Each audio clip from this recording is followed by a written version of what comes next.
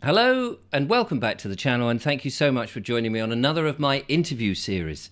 Now, we've been on the channel talking to all sorts of groups and societies and individuals about personal freedom, about sovereignty and things like that, and understanding whether we as people are put down by the government, controlled and all that, manipulated, or whether we are empowered.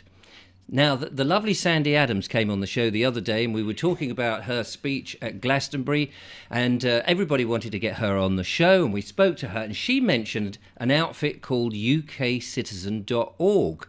And as it happened, she rang me up yesterday, and she said, "You've really got to get the ladies from ukcitizen.org." And I said, "Okay, I'll wave my magic wand." And as so happened, the ladies from ukcitizen.org are here. I'm going to find out all about it. So can I welcome, first of all, we've got Jane. Hello, Jane. Hi, Richard. Thanks for having us. That's lovely to. Now, you're not actually local, are you? Right over in the States at the moment.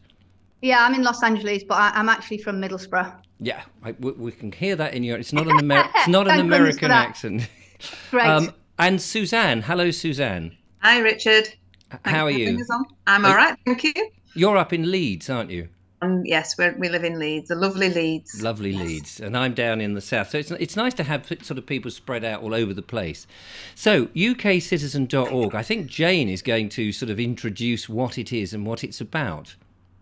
Sure. So UK Citizen was founded by 4 people back in early 2021. They all had legal backgrounds, and we actually came together originally to try and get ivermectin approved, and we were going to do that by trying to educate the people, really, first of all, even about its existence. And we realized very early on that the agenda that we were facing, which went much beyond ivermectin, but at its core, we believe that, as we do now, that the power resides with the people. It's just most of the people don't realize that. And so we're still about that now. So we've had various initiatives since then. We have a group that we regularly write to our MPs. That's been ongoing for a couple of years. We're up to about letter 15B or C. We got involved with the criminal investigation with regards to the jab. And there's been lots of other initiatives. But more latterly, Suzanne and I felt that we can impact change most greatly at the local level. And we were already researching the UN Agenda 2030 and all of that. And Suzanne just decided to go and meet her council. And upon doing that, we realized that they probably didn't know as much as we did. And that, you know, they just were not aware of the other agenda. And that's kind of the origins of going local. And the pack that there's kind of lots of people have now seen is kind of made of 2 sections. The latter half is, you know, is the climate crisis real? Lots of research. But the front end, which I'll hand over to Suzanne, is really about a step-by-step guide of how you go. And first of all, how do you even meet your council? Because the websites aren't always great. They're not always intuitive. It can be intimidating. People just don't know how to take that first step. And so that's what we decided to do, a step-by-step guide about reaching out to them and then providing information at the back of the pack for you to challenge. There's some legislation in there. There's other data from dissenting voices. But the key was, you know, how do you get to those local councillors? So I'll hand over to Suzanne, because I'm obviously not on the ground there, and she is the boots on the ground. And she's got that actual first-hand experience of speaking with councillors. Yeah. So Suzanne, yeah, tell us, because if you know, I had have no clue really. You go into the council where I live, and there's a desk, and now, I mean, there used to be a receptionist, but now it's just a security person. You've got to sort of either know where you're going or have an appointment. Everything's by appointment. You can't just sort of turn up and say, "Well, can I speak to Bob, please, from you know, maintenance or something?" So yeah, do tell us. Yeah, so I mean, Jane and I had started to look at some of the UN agenda. The World Economic Forum Leeds is a pilot smart city. We've had that confirmed through a freedom of information request. We already knew it, but it's interesting to get that in writing from our local council. I wonder how many people know that in Leeds City Council area. Probably not many. So I already knew that, and then the whole 20-minute city neighbourhood came into, with Oxford and what have you, and I was thinking, has Leeds got this same agenda? And it's not easy to find out. It turns out that there was some kind of public consultation last year, and then there was Mott MacDonald did a consultation paper on whether it would work, but hasn't really got any further than that.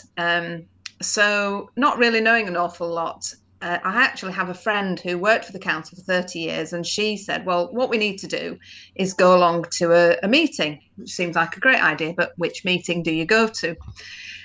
Bit more digging around, and we discovered that the executive board meeting was taking place about a week later, and the mention of 20-minute neighbourhoods. So we pounced on that one. Yeah.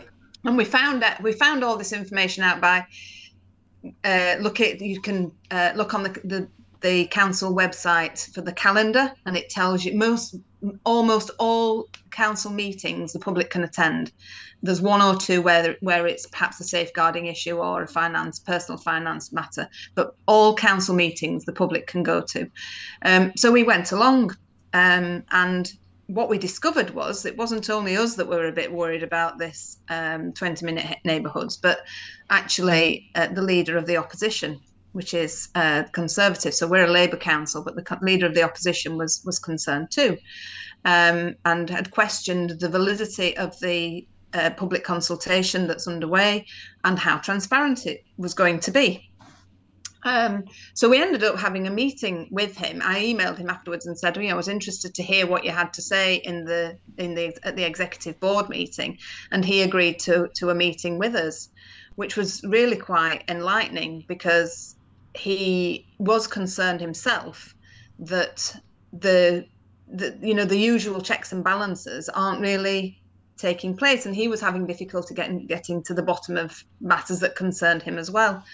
So that was kind of that. And then we decided, well, we've been to that meeting, we'll go to a local community committee meeting, because what's interesting about those is you can go along and you can ask questions. Right. And you can literally just turn up and ask a question. So I've asked a couple. You can just speak to the clerk and say, in this meeting, I'd like to ask a question, and they'll allow you to do that. You have 3 minutes. So I went with a friend of mine, principally because during 2020, there were planters that were placed in his estate that has absolutely caused chaos. So we went, and I said to him, you need to go and speak to these people about the planters that are causing, they've literally blocked the street. And so we did. And, and it turns out that a couple of the councillors aren't happy about it either. And they were only meant to be temporary, but guess what? How long's temporary? Yeah, exactly. So that was another interesting one. So, we're sort of starting to build a picture of what's going on, who does what. The community committee meetings, they have the officers attend, so they can answer questions. And as I say, we're just building a picture of who does what, who thinks what, and how do you navigate through to get to the people that you really need to speak to. So that's kind of the point that we're at now. We've got another meeting with the leader of the opposition on Tuesday, because we want to say, what do you think about what's going on? What do you think about, all this billions of pounds that must be spent? And well, not billions. Well, possibly it is billions here that's being spent on all these cameras, the planters, for what? Is it really good for the people? I don't, it's, in my mind, it isn't. So that's kind of where we're at just now. And we're just trying to navigate, as I say, our way through.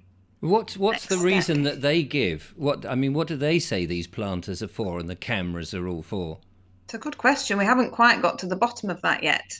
Right. So, well, they've just all bought into carbon neutral, haven't they? The bottom line. Yeah. I mean, that's the issue. It's for me, the climate crisis is the new. It's the new mantra that's replaced safe and effective. mm-hmm. Right. People just say it as if it's a given, and actually it's not. It's because the dissenting voices once again have been silenced. So that's kind of what the front end of the pack is using the information that Suzanne's got and telling people how to go about, how do you find the calendar on the web? It sounds ridiculous. I look for the Constitution. I mean, most people don't realise that every council has one. They do. Trying to find it for Leeds was not easy. So, you know, we've actually given step-by-step guides about how you find the Constitution and make yourselves familiar with the Constitution. It was a great find, the Constitution, actually. So what does the Constitution give you then? Because your local Constitution, the council's Constitution. One of the things it gives us, which I'm a solicitor. I haven't practiced since 2014, since I moved to Los Angeles, but I've got a legal background.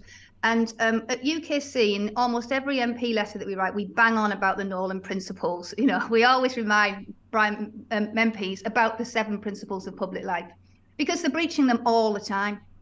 But I say to Suzanne, well, we put this in and we should keep doing it, but it's just a code at the end of the day. It's just in the minister's code. So, you know, that counts for nothing. But actually, in every constitution I've looked at now, and I know that it will be in every one, and I'll tell you why I know in a second, those 7 principles of public life are in there.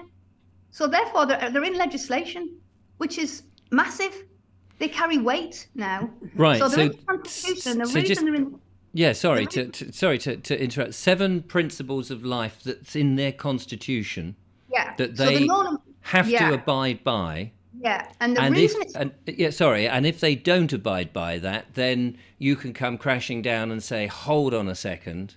Yes, and before, we've tried that before, but, you know, it was just contained in the minister's code, so it doesn't carry any legal weight. But the reason it's in the Constitution is we happen to come across something called the Localism Act 2011, which is just golden, because you know, that says that they have to have in their Constitution, they have to abide by they don't call the Nolan principles. They don't even say the 7 principles of public life. But when you look at the clause, it is the 7 principles. It's things like openness, integrity, transparency, leadership, honesty. Can't remember the other 2. So they're in there. So it's really important that people familiarize themselves with the Constitution. We've summarized the Localism Act, because it gives power to people like Suzanne who are approaching their council, legal weight to push back. So, for example, the Localism Act includes a common law principle called predetermination, which means that you shouldn't come to a decision with a closed mind. Well, you know, in my opinion, they've all come to a decision with a closed mind because they've just heard one side of the climate debate. Right. So that's also in the pack. So there's the practical steps that Suzanne's talking about, of how to actually just get through the door and have the confidence. And then there's the help to challenge. There's the kind of, well, you know, for example, we've got in there some questions for freedom of information. We want to see what have you based your policy making on? Because we know what they've based it on. They've based it on one side of the debate and not the other. So the pack's in 2 parts, really. So we should explain, just for those people who haven't quite caught on, that you've got this pack, and yes, they can get it from the website, presumably. Yes. So this is a pack. This is like what would you call it? This is a pack of attack that you can take. And operate the guidance that you've got there to go to your council, and you're armed with solid information. Yeah, I just thought I'd get that just in case that wasn't clear. Can I also say what Jane actually summarised a lot of the key documents, like the Living in the 1.5 degree world and Absolute Zero, which was written by, I think that one was the UK Fires, isn't it? So what's useful about that is that people don't have to read the whole document. It's just into, you know, a couple of pages, and you've got the gist of what it's actually about and the key points that it makes. Yeah. One of the things that prompted Suzanne and I, well, there was quite a few things. One, that Suzanne actually, you know, because she's brilliant. She's always speaking at rallies and, you know, getting in there, which is great. And it's frustrating for me. I do that here with assembly people here, but obviously I can't be on the ground in Middlesbrough. But so, you know, that one of the things that prompted us to do it was, you know, how do we get beyond the freedom space, the echo chamber? because UKC is about empowering. It's not about being a member of UKC. What we want is to get our information out there and people on the ground to pick it up and run with it. That's what we need. And one of those two documents that Suzanne referred to are critical, I think, because you can see in writing that the plan and the plan is for nobody to be able to fly, well, not us, or fly once every 3 years per person, short-haul flight, which is less than 1,500 kilometers return, to only have 3 new items of clothing a year, and to eat I didn't know that. 3 new items of clothing. Yeah, and the power of those two documents is that they're not, I mean, they are UN agenda documents, obviously, but they are documents that apply to the UK, that were written in the UK. I mean, the C40 cities that Suzanne refers to, Sadiq Khan is the chair of that organization. So we felt that people would relate to that. You can see it. It's not conspiracy. It's written down in 2 separate documents. So that's why we thought they were pretty powerful. And we're going to keep adding to the pack the more information we get. But those are 2 good starting points, aren't they? And I think if people realise that that the plan is for us not to fly, we're talking even about having no shipping coming into the UK. So, no meat, no dairy. So the next thing that we're doing actually is I just worked on it yesterday. We we're looking into all the trade associations, because like, how many butchers know that by 2030 you're not supposed to be eating red meat? I think they might have something to say about that. Absolutely. How many retailers know that you can only, there's 3 new items of clothing by 2030? So we're starting to share this pack with not just the general public, trying to get it into their hands. The aviation industry, that's dead if nobody's allowed to fly. No privately owned vehicles is another one. So, car manufacturers. We're just trying to get the information out. Well, you would imagine that, I mean, business is obviously the thing that keeps people going and having work and earning money and buying stuff. And this is something that's been going on, really, trade and barter and all of that for forever, pretty much. And it seems that what they're saying is, with 3 items of clothes, I mean, the clothing industry would just collapse. Who's going to be, it's like having, I mean, everything's built with obsolescence in it. Well, if you're not buying anything at all, if you buy your one fridge and it works forever, the fridge industry falls apart. So you can understand there's a certain element of having something that sort of falls apart over time, even if it's just, it rusts. But if you're only permitted to buy a number of items and you're not allowed to eat certain meat, and all these different trades will just vanish, what are they going to do with all the people?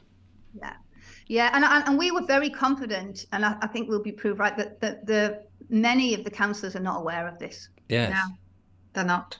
Definitely not. Because, I mean, you can't imagine that they've all signed up to it to think, well, OK, we'll bring all this lot in, everyone's going to be angry, and then they'll be after us with rope when a noose on the end of it. I mean, you've got to, if they're aware of it, then then it seems to me they're very brave, because there's going to be a hell of a lot of angry people who will be saying, hang on a minute, I want that new dress. Why can't I buy that new dress? Exactly. I mean, how many Londoners do you think know that they're a C40 city? I mean, actually, Los Angeles is as well, and anecdotally, I can tell you nobody here does. I mention it to them, and it's like, I don't know what you're talking about. And that's a problem. That's a big problem, and that's a problem under the legislation as well, because the Localism Act demands transparency. There's stuff in there about public consultation, community engagement. The 7 principles are in there. So we've just got to start using their rules against them. That's what we've got to start doing. And then hopefully it doesn't get to that point. Hopefully we don't have to, call them out on it. Hopefully they'll start engaging. And I think the important thing for us is, what we're hoping is that people who do go and use the pack, and obviously, it's had over 30,000 views, even if a 10th of those are people going off and practically doing something, that's brilliant. Yeah. But what we hope is they'll come back and tell us their experiences, be it positive or negative, because it will just help us shape the next version of the pack.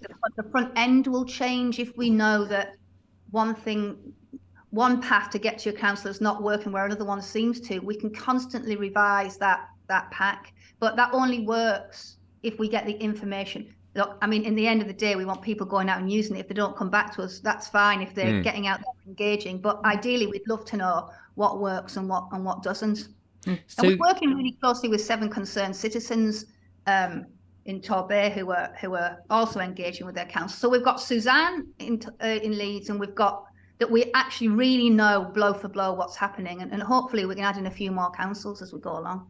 Yeah. So ukcitizen.org, it's not a sort of place where people just get together and have a couple of beers and a moan about stuff. This is more about getting, well, you know, lots of sort of groups where they, which is nice. I'd love to do that.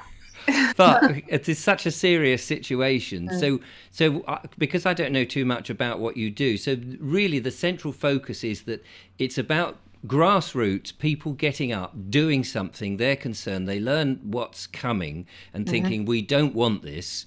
So what do we do? And the first port of call, I suppose, is talking to the people in your community who are your leaders, the councillors, and say, are you aware of what's going on? If you don't know, please read this, because it's going to affect you just as much as it's going to affect me.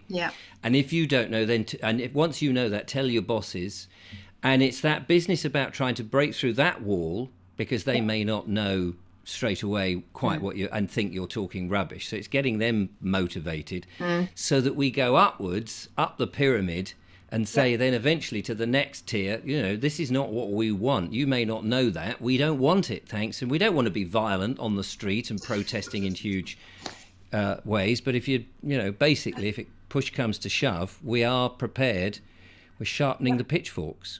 Absolutely. And I think the councillors, you know, people are so busy that they take the path of least resistance. So if something's meant to happen, you know, oh, we're doing this today, then they will do it. What we need is people calmly going to the councillors and saying, have you seen this?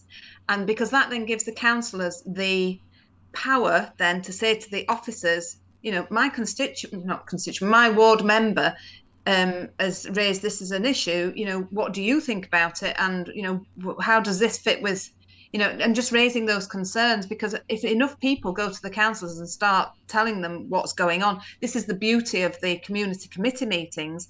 You know, we're not there to go and get angry, particularly. What we're there for, or what I would like to think that people would do, is to go and calmly raise these matters. So that, because what we've worked out, and I don't think this is set down in law as such, but what we've realised is that if you, as a member of the public, speak to your councillor and you raise an issue, that councillor then goes to the relevant department and says, my ward members has raised this comment. The officers then have to respond directly back to the member of the public. And we've used this to our advantage. A friend of mine went to her local community committee meeting, asked the councillors about the Leeds local plan scoping document. The councillors knew nothing about it. That actual consultation's finished now, but at that time, they knew nothing about it. Went to the planners and said, what's all this about? And the planner, the head planner, has now come back to my friend and said, we need to have a meeting. So that's now got us into, we haven't had the meeting yet, that's at the end of April, but that's now got us a conversation directly with the planners. Now, I think that's really powerful to actually speak to the people who are rolling out this stuff, that they perhaps are doing it in all, you know, good faith. For example, at the a committee meeting that I went to, the guy from the transport department admitted that what they were being, you know, the stuff that's coming down from government is really quite complicated, and said, I don't know how the public are meant to understand this when we're struggling to. So, you know, it's about I don't know, it's about sort of just making people think, those people in those positions think very carefully about what they're doing and whether it's the right thing for this location. I think the power of the officers as well is that it's not a political position. So the officers are supposed to, if it's the right thing, if it's not the right thing to do, even if it's not what the councillors want to hear, they're supposed to say no. So if you can get some officers saying no, and I genuinely believe, like I said, it's replace safe and effective. People believe it because it's said over and over and over again. And what these councillors and officers are no different. They've never even considered the other side. Most of them have never been exposed to it. So it's about offering I guess we've got other plans. We're going to do a going local central bank digital currencies. We're going to do a going local digital IDs. We're going to come up with the same situation there. The public's always given one side, the side that leads to control. They're not given the opposite. And so the pacts do two things, hopefully. Educate people who perhaps have never thought about it, because most people within the freedom movement know that the climate crisis is just another it's just another means of getting to control. But we need to get, that's still a small group. I know it can feel massive when you're in it. There's the only people you talk to, but it's actually still small. And so firstly, it's educating the people, and through that knowledge, empowering them to go and frankly educate the councillors. So you said something very interesting there, that they're repeating, they're repeating the lie so many times, and they just get on with it, safe and effective and all of those things. And I think this is something that we can then utilize, and it's easier for the people because there's more of them. So in other words, if you only have to do it once yourself, but if you've got 50,000 people in your community, that's 50,000 people just doing it once, nipping into the council and saying, "Oh, can I just ask you why you're doing this?" 50,000 people going into the council asking, they're going, bloody hell, there's a lot of people coming in asking us why, firstly, and also saying, we'd rather not, thanks very much. Yeah, exactly. And they can be incredibly polite and nice and jolly about it, and saying, it's awfully nice of you to offer these horrible tyrannical things, but to be honest with you, I'd rather not.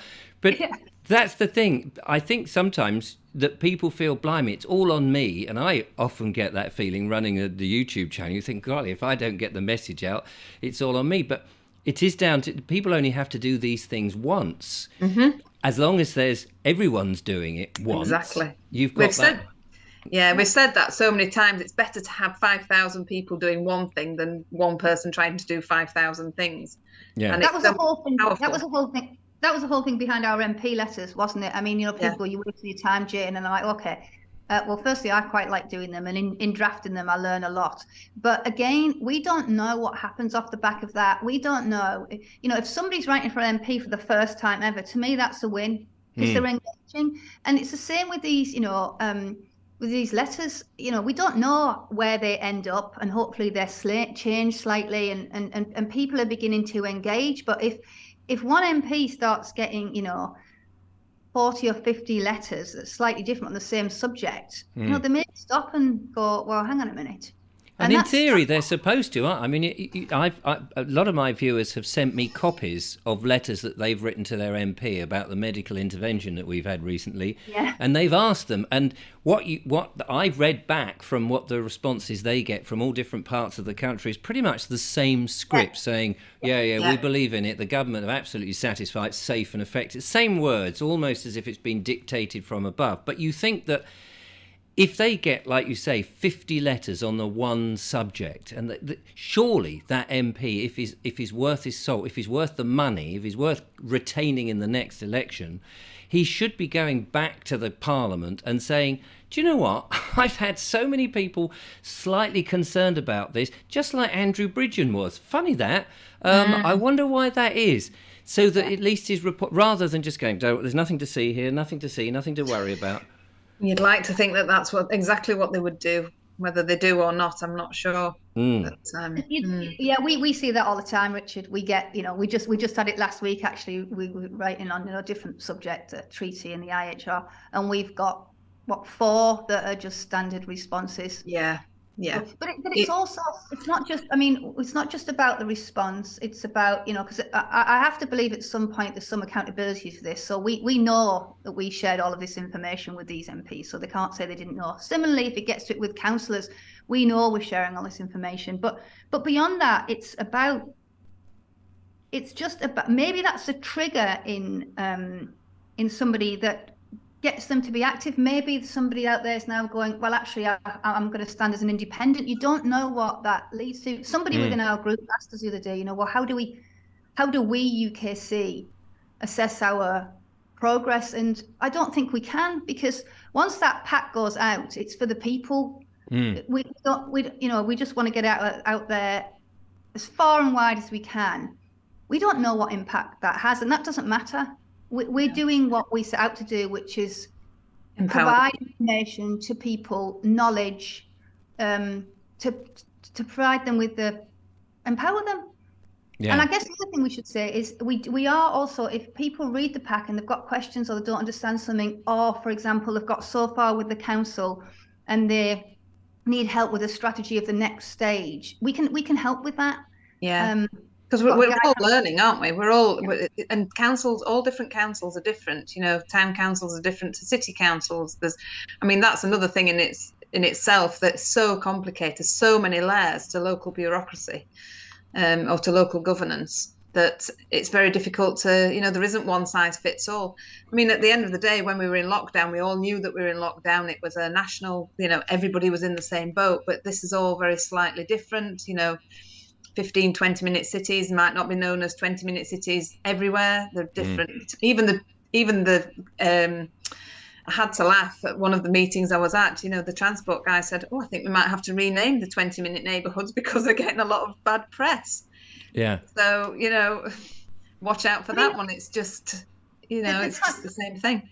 The transparency piece with the principles of public life is like, how many people, we think that every single council's announced a climate emergency. We're pretty right about all of them.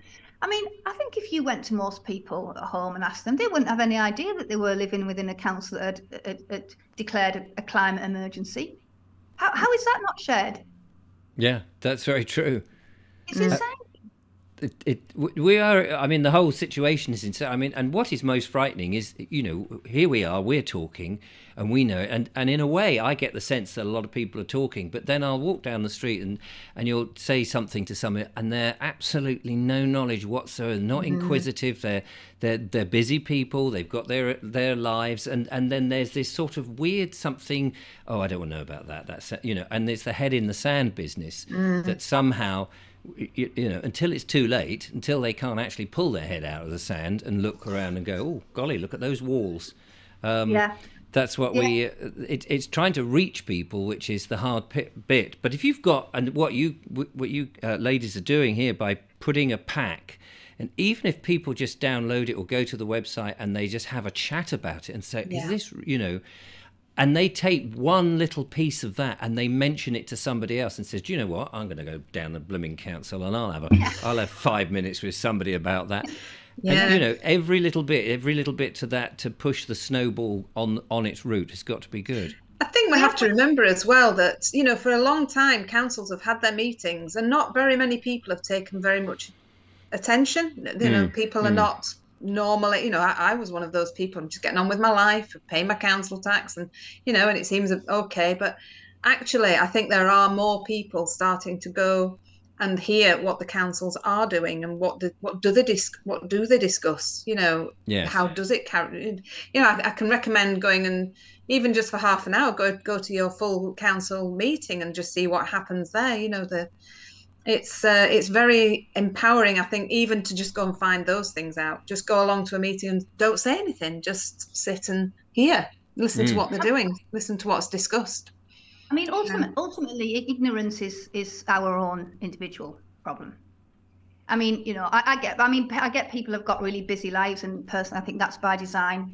Both parents working, etc. But we're at a point now where people need to grasp hold of the knowledge because the situation's dire. We did talk about your point about repeating the mantra, like I said, about the safe and effective. We have talked about, because we've got links to other groups, all of us, so we have talked about picking one thing and coming up with a very simple message and just blasting that across a lot of groups all at once. But again, you need to get outside of the freedom space. It's why we wanted to focus on the flying, because we know how many people anecdotally got jabbed to go on holiday.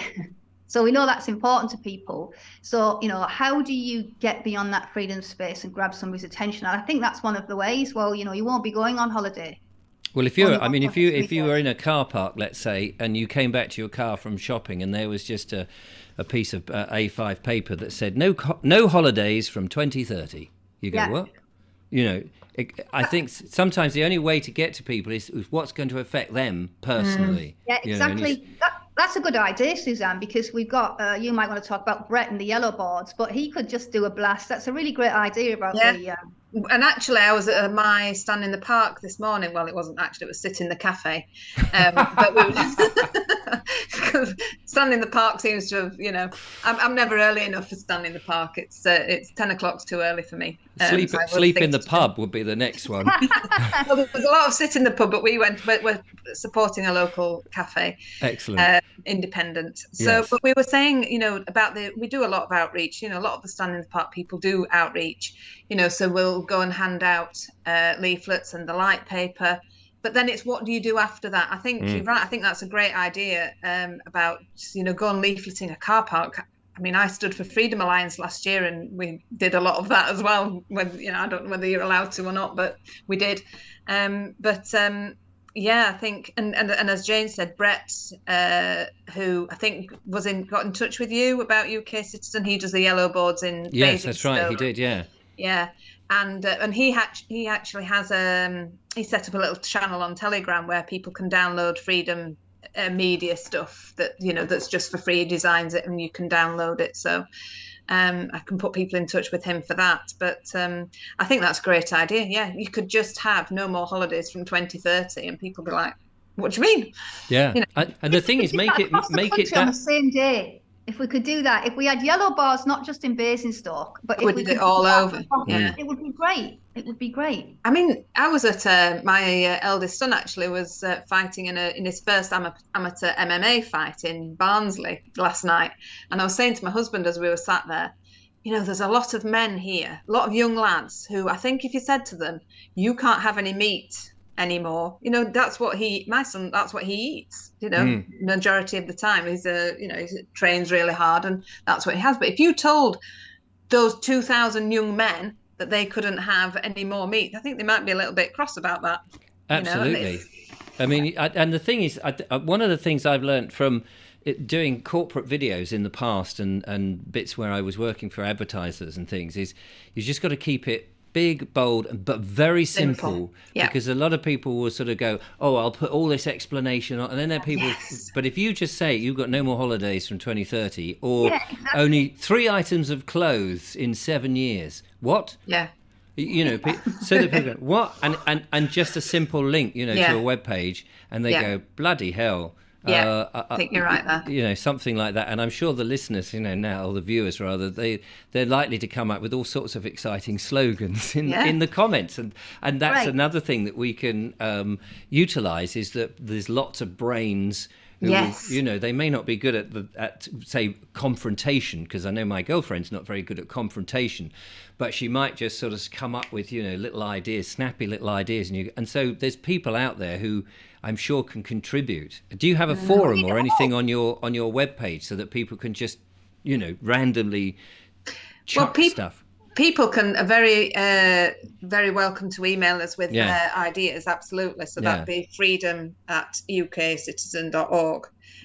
So we monitor that all the time. We don't have a forum so much because that just seems like something else to... to police. Something else to manage. So if somebody wants to take over a forum then and has, moderator skills, then please do let us know. So... Where do we find the pack? I'm just looking to see... Going local. Going local. The far left one there. Here we go. The first one Might you come to. Far right, I'm not sure. Oh! That's no good, is it? No way! I'll come back off that. Let me try it again. It might be. Here we go. It's because my internet's being utilised talking to you guys. I think so. It's probably just went. Oh, I can't find it. Here we go for the people going local. Yeah, and if you scroll down, that's the full pack. And then we just download everything. it. Yeah, you can download it, and then there's sections that you can download as well. I don't know why it's. Oh, if you click through that one, and then scroll down. Here we go. And you've got the individual sections, so you might not want to because there's about 200 pages in that. But you can just you could just download section 1 and have a read, and then on to the next one. And there's 200 pages, Richard, because I cannot take credit for any of that. I am so bad with IT. Suzanne did a superb job with putting that together. But it's 200 pages, not because we wrote 200 pages, because actually we stopped. We decided that probably less was more. That's why we can add to it. We just focused on those 2 documents that we talked about. We did a quick UN timeline. But it's so long, it's because embedded within that, if people want to look at the entire reports, they can. They're in there. I see. But also there's a summary. So that's why it's so long. It's not like you've got to read through 200 pages to understand what to do with your council. But the great thing is you're adding to it, so people can come back in a month's time or 2 months' time, and there'll be potentially more ammo. Things. Yeah. More ammunition. Exactly. That's it. Yeah. Absolutely. And that's the thing, Richard. Also, there'll definitely be more ammunition, because there's lots of other things that we could put in there in terms of the UN and the WAF and even the World Health Organization. They're all linked. But if we get the feedback from people who've gone to see the councils, the front end might change as well. Yeah. We'll start understanding that actually this has worked in this council. You might want to try it. We can only change that from understanding people's experiences. Yeah. And really, also, we want to give success. We want to give, for example, one of our group, one of our core members, she's already had somebody come back, a councillor come back and said, I want to hear more, which is great. Yeah. That's a starting point. Yeah, and I guess if there's I'm again just thinking on my feet, if there's a number of you and you get the councillor into like a cafe or somewhere, a nice public space, and you can have a chat, and there's 3 or 4 of you talking, it adds a little bit more legitimacy that it's not just one person, but you're using the ammo that you've got from your pack. So they get a sense that the community, even if it's only represented by 4 friends, that the community are saying, actually, do you know what, this is this. And that sort of all sparks brain.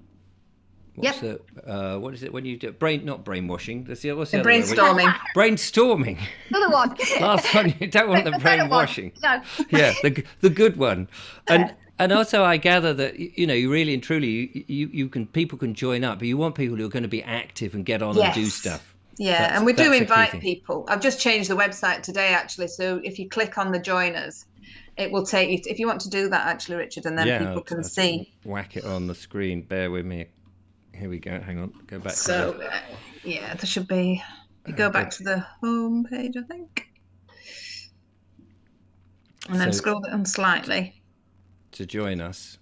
Yeah. So you click join us, and then now it just explains pretty much what we're about. There's a few other groups that we are less active, but that kind of just explains how to join and what to expect. So, we don't want people to feel overwhelmed. News and chat can be a bit overwhelming at times. I can go away and come back half an hour and there's 150 messages, which I haven't got time to read really. But so if people can join and do as much, if they just want to share information, then I would suggest going to news and chat, and you can have a chat, and that's the forum for that. But if you want to get active, and we really do want people to get active, come in and join the emailing group, join the Going Local group. And we're also looking for people who are perhaps thinking, actually, I've got a few skills in those areas. We've had a couple of people with a legal background join, which is brilliant, because it means that we've got 2 other people who can review legislation. Or if you're a scientist and you've got your own views on the climate, whatever it is, then just let us know when you join. Those are the people we need. Yeah, it's just vital when the news and chat is exactly the forum, just that, share news, chat. But when we get to our project groups, it's just vital that we maintain the integrity of them, because there's not a lot of us, and if you've got to troll through particular channel to find the last thing that's of substantive value, it just takes up so much time. So we're really just trying to encourage people that really want to contribute and to jump into the projects. And it's fine if you don't. I mean, the Going Local's a prime example. In that group, we want people who are coming up with ideas about what we should add, reviewing something that we should add, coming back and feeding back on a meeting so we can add it. But if what you want to do is get that pack out into your community, that's invaluable. That's great. Don't feel pressured, but just don't come in the group. Know that we will get that information to you, and then we'll leave it to you to get it out into the community.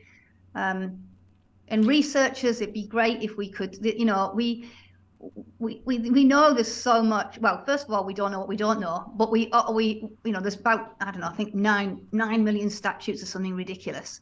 That in itself is just tells you this is just by design and madness. But there's we've got a whole list of things that we still want to review, because we're not just doing the climate crisis. We're going to look at digital IDs. We're going to look at central bank, you know, other things, AI, human, all of them. Yes. But we just need more people who like researching, and then we can get through. You know, if you think we're up against organisations like the WEF, you just need to go on their website and see, you know, the enormity. So the more people that we've got who are keen to research, and not just legislation. I mean, to get our heads around the C40 cities, the UK fires document, and the what was the other one? The Arab document, the two that we've got in there. It takes hours and hours and hours. The thing is, though, you know, what you're about is empowering people, giving them that information. So it may seem like it's really, really complicated if you've got to sort of go through all those documents that you were saying about, the legislation things and what all the stuff that the WEF and all of that are thrusting down.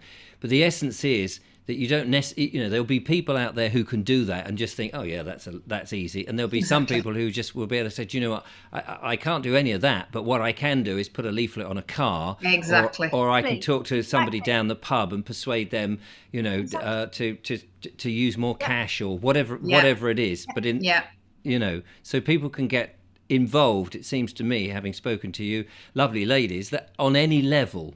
Absolutely. Exactly. Absolutely. I think your idea of the simple leaflets is a really good one, and maybe that's something we should do. Get people from each area in the country reaching out and saying, we can do that, we can produce it, we can produce the content. We need the people to get out there. I'll invoice you that idea then a little bit later. All volunteers, Richard, all volunteers. Absolutely, that's what it's all about. It's been brilliant talking to you. It really sounds like, you know, people can get involved. It's right across the country, presumably. Yeah. Everyone's got a council somewhere. They can stride in. They can look at your pack. They can work out what's going to be good for them. If they've got ideas, they can approach you with them and put them forward. They can use their skills, or they can learn new skills. You know, instead of having an extra pint down the pub, they could actually do something to help the country. And all of that. It sounds a really brilliant thing. It's ukcitizen.org. I'll put the link in the description. And it would be great to have you ladies back in a month or so's time to find out how things are going, if there's new information, and keep you posted. Assuming the YouTube channel is still there and no one's knocked us off. But I'll be over on Rumble otherwise, But thank you so much for coming on and talking about it. It's absolutely brilliant, and more power to you. Thank you very much, Richard. Thank you. Thank you. Take care. Thank you so much. So there you are. That was Suzanne there, and Jane, who I've been talking to. It's been absolutely brilliant. Do get involved. It's well worthwhile. I will be back with more interviews, and in the meantime, check out the website, download the pack, and decide how you're going to save this wonderful country. Until the next one, bye for now.